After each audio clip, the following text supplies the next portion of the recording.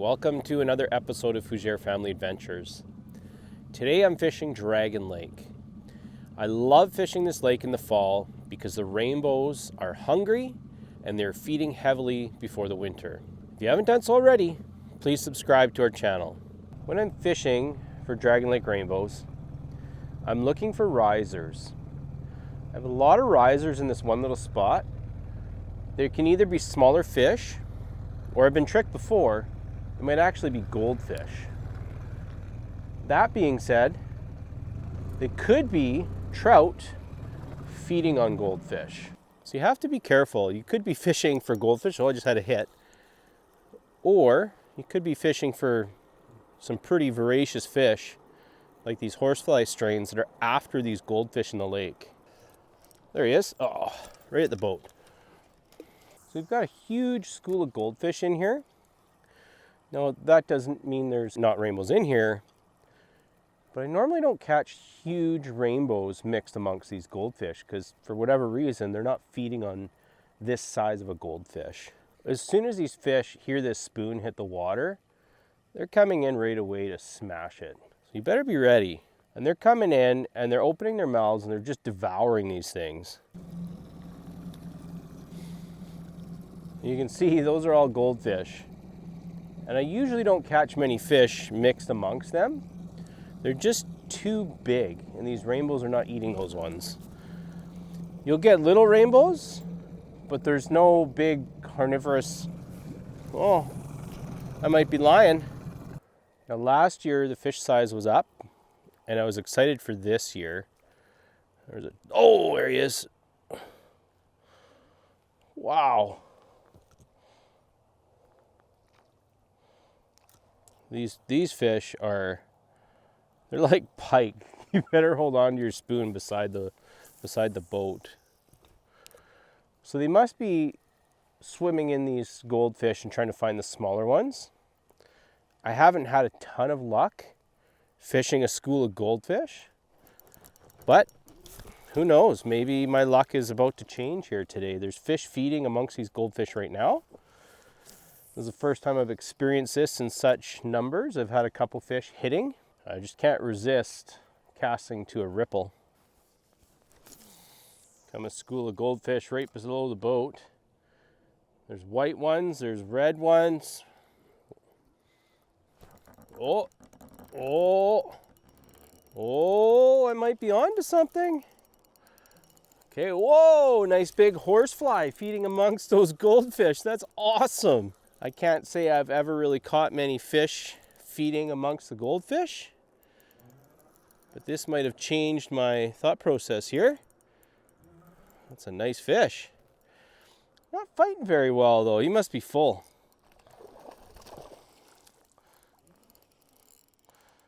Wow, beautiful fish. Woo, just came off.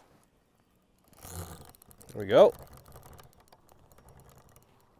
Just a little one. He smashed it.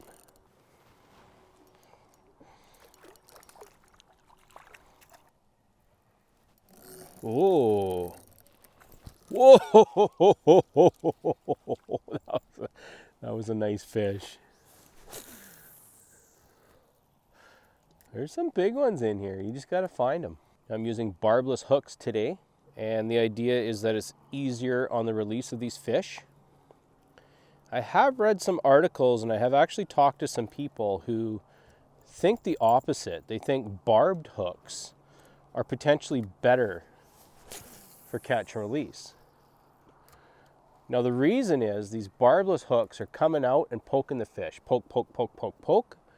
And the barbless hook will go in and it'll stick and it'll stay there. Whether or not that's true, I don't know if I can gain enough evidence to prove that.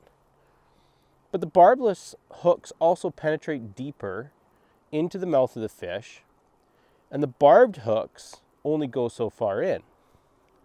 Could this be true? Are we doing everything wrong?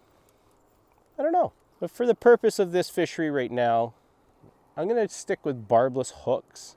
I'm going to watch it. I've been using treble hooks, barbless, treble barbless, the last 2 years. And I've noticed I still get mortality, but I'm not getting as much mortality, and it's not going as deep into the fish as a single barbless, a longer single barbless.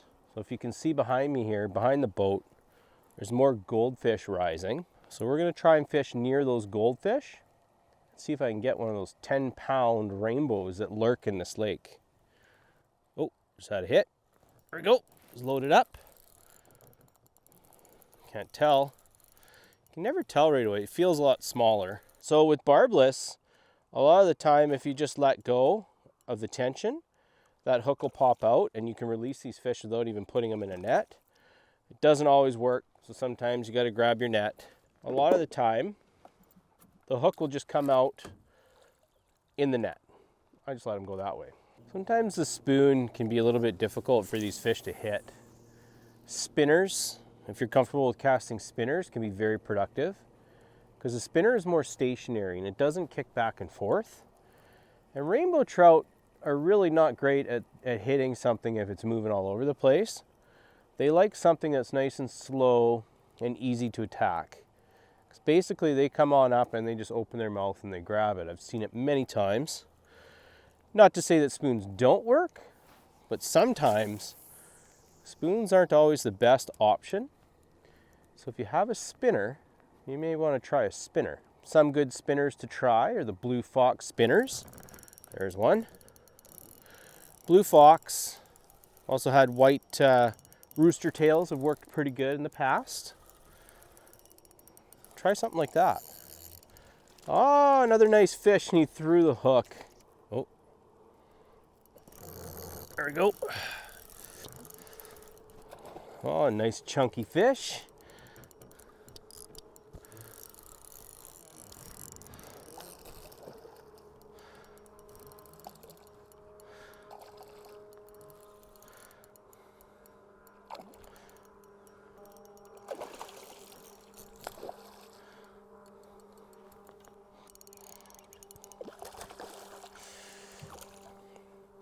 Once they start wrapping, you really don't want to land them. You don't want them in the net. Try not to let that line get in their gills. And the way to do that is to let them pull away from you. And it pulls that line out of their gills. If they're wrapped and you're pulling them in towards your net, you have a higher chance of getting the line in their gills. So now he's straightened himself out and it's just the hook in his mouth. Now I can land this fish. He was wrapped a little bit there. So I'll land him, and now I can let him go. It's a decent one. It's a little one. It's hard to tell. If you look at my rod, I'm using a really stiff coho rod. So when you see my rod bend a lot, it's usually an average size fish of Dragon Lake. My rod's bent over, it's usually a large fish. And when it's just the tip bouncing around, it's usually a fairly small fish, and you can feel it in the rod itself. Like we were talking about earlier there, a feisty little fish. When you're using barbless hooks, again, get them in close, let your rod go slack, and a lot of the time you can let that fish go without netting them. Now it doesn't always work. This one's hooked pretty good. So there we go. So I'm gonna have to net them? No, I'm not.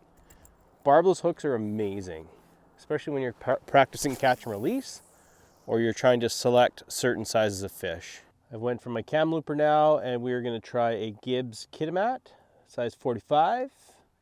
This is about the right size. This is what these fish are eating, little goldfish. A couple weeds there, came in a little shallow, but I wanted to drift out and then the wind stopped.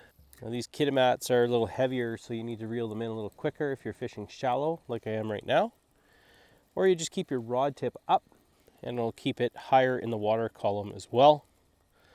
I think I just had tap there. No, that was weeds. Oh, maybe not. That was a fish. Oh, that was a nice one. You can see his wake in the water. Keep a rod tip up. There's a fish in there. See if we can get him to bite. Oh!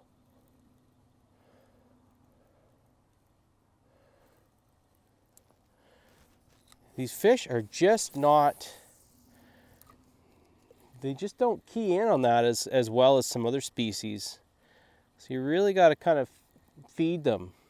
I guess that's why they call it spoon fed. So if that didn't work, what I'm going to do, I'm going to downsize to a little crock.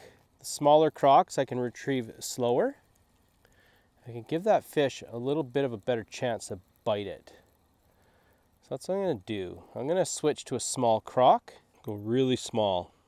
I'm going to use a 1/8 ounce crock, and then I can retrieve it nice and slow over top of those weeds. And I had 2 misses on that fish. He was a nice fish. He created quite a wake, feeding in shallow right now. There's about 8 to 10 boats here on the lake already this morning. It's a little unusual. We are Thanksgiving weekend, so I would imagine a lot of people are out for the weekend. If you're not hunting, you're fishing. Okay. Hopefully that fish hasn't gone too far.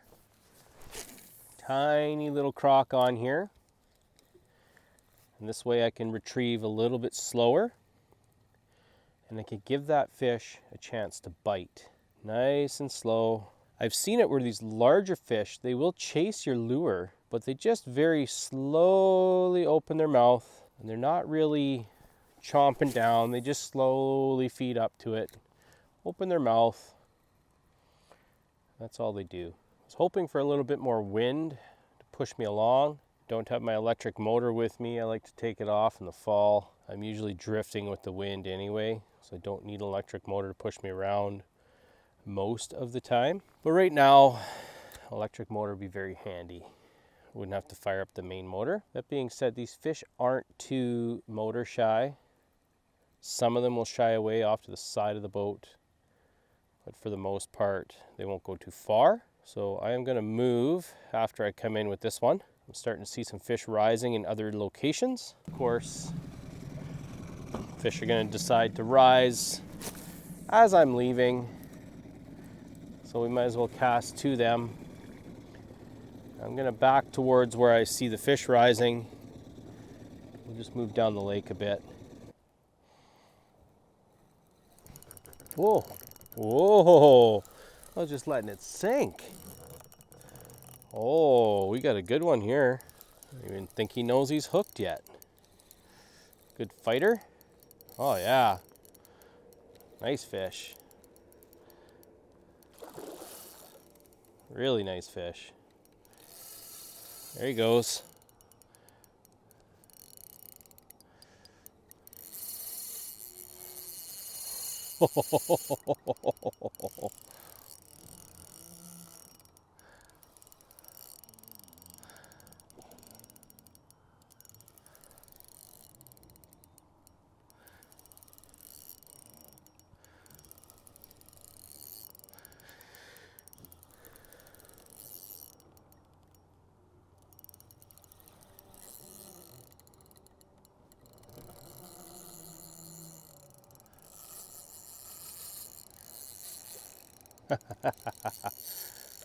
That's a good fighting fish right there. Uh-oh, he's rolling. That's how we lose him. Oh yeah, that's what we came for. Perfect. Again, coho rod, when they bend it like that, they're a good fish. Another way I like to tell is when they're in my net. If they're curling in the net, they can be 3 to 4 pounds. This guy's maybe 4. Maybe 4 pounds. It's a gorgeous fish. Just smacked it. It's a beautiful, beautiful fish. Nice one. So with that fish, he started wrapping himself in the line. So in order to prevent it from going in his gills in my net, I cut my line. It's just concerning when you have a really nice big fish like that. If he wraps in your net, you don't want the line getting in his gills. So I'm going to retie, and I'm going to see if there's any more of those fish in this area. I know there's a weed bed here. I do not have my fish finder yet. So I am fishing blind, as you would say, without a fish finder, or old school. Still catching fish because I do know where those weed beds are. That's what I'm using. I'm using the Gibbs crock, 1/8 ounce crock, and it's working really well. Fishing has died down since the sun has come up over the horizon. So I need to find those active fish. There's one there. I'm going to drop my spoon and see if he chases it. And if the wind would just stay where it is, it'll push me closer towards him. There we go. Or he'll come to me. So that is what happens when you look for risers. That's a nice fish. Using a Gibbs crock. I'm using a 1/8 ounce crock. That's my new Gibbs crock that came in my subscription package. And it's caught me a really nice rainbow here. Now I haven't landed them, but just hooking them is part of the battle. Now he's spun us into the sun. We'll see if we can get him to spin us around the other way. That's a nice fish.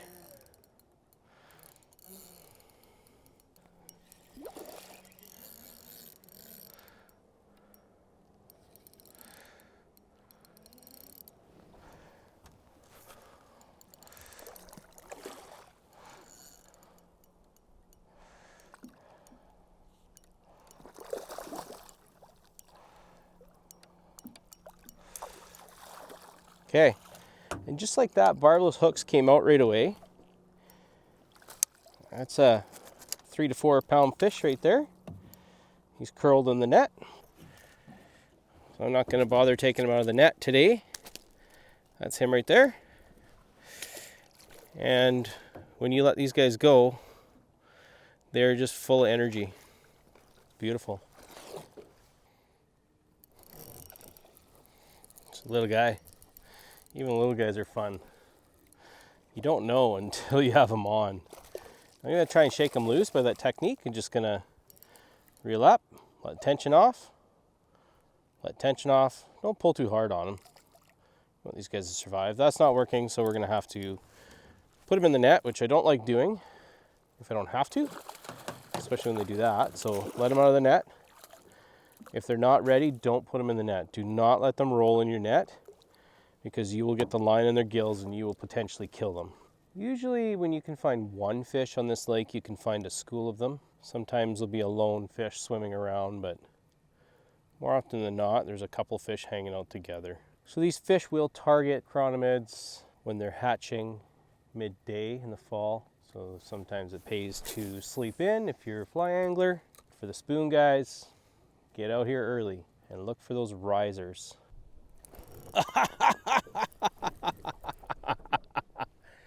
Oh, that's so cool.